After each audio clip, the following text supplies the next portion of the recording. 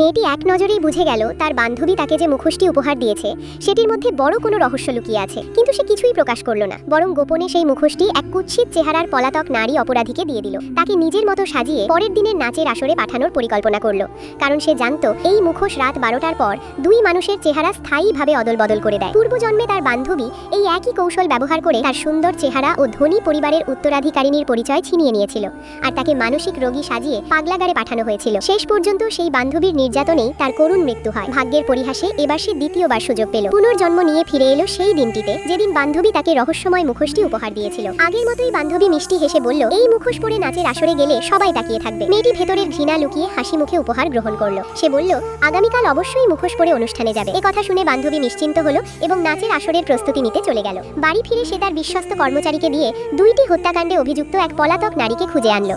মেয়েটি সরাসরি সেই নারীকে একটি প্রস্তাব দিল, কাজটি সফল হলে তাকে আর পলাতক জীবন কাটাতে হবে না, নতুন পরিচয়ে স্বাধীনভাবে বাঁচতে পারবে। বাঁচার আশায় নারীটি রাজি হয়ে গেল। এরপর সে তাকে নিজের মতো করে চুল, পোশাক ও মেকআপ করতে বলল। তারপর সেই রহস্যময় মুখোশটি পরিয়ে দিল। সে বলল, আজ রাত 12টার পর তোমার জীবন সম্পূর্ণ বদলে যাবে। নারীটি বিনা দ্বিধায় পরিকল্পনায় অংশ নিতে সম্মত হলো। তারপর মেয়েটি বান্ধবীর একটি ছবি হাতে দিয়ে বলল, আজ রাতের পর এই মুখটাই তোমার হবে। অবশেষে নাচের আসরের দিন এসে গেল। মেয়েটির প্রেমিক অনেক আগেই অনুষ্ঠানে উপস্থিত ছিল।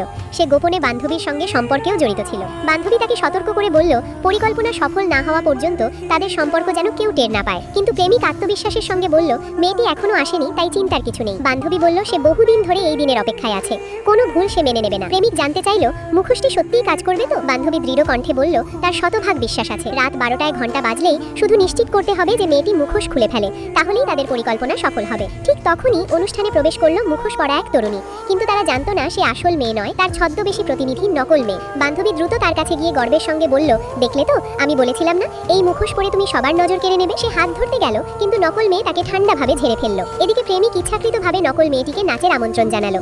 আসল মেয়েটির নির্দেশ অনুযায়ী নকল মেয়েটি প্রস্তাবটি গ্রহণ করলো। নাচের সময় প্রেমিক বারবার তার সৌন্দর্যের প্রশংসা করতে লাগলো, কিন্তু নকল মেয়েটি শুধু মৃদু হাসলো, একটি কথাও বলল না। ধীরে ধীরে রাত 12টা ঘনিয়ে এলো, আর ঠিক তখনই প্রেমিক অস্থির হয়ে নকল মেয়েটির মুখোশ খুলে নেওয়ার জন্য এগিয়ে গেল।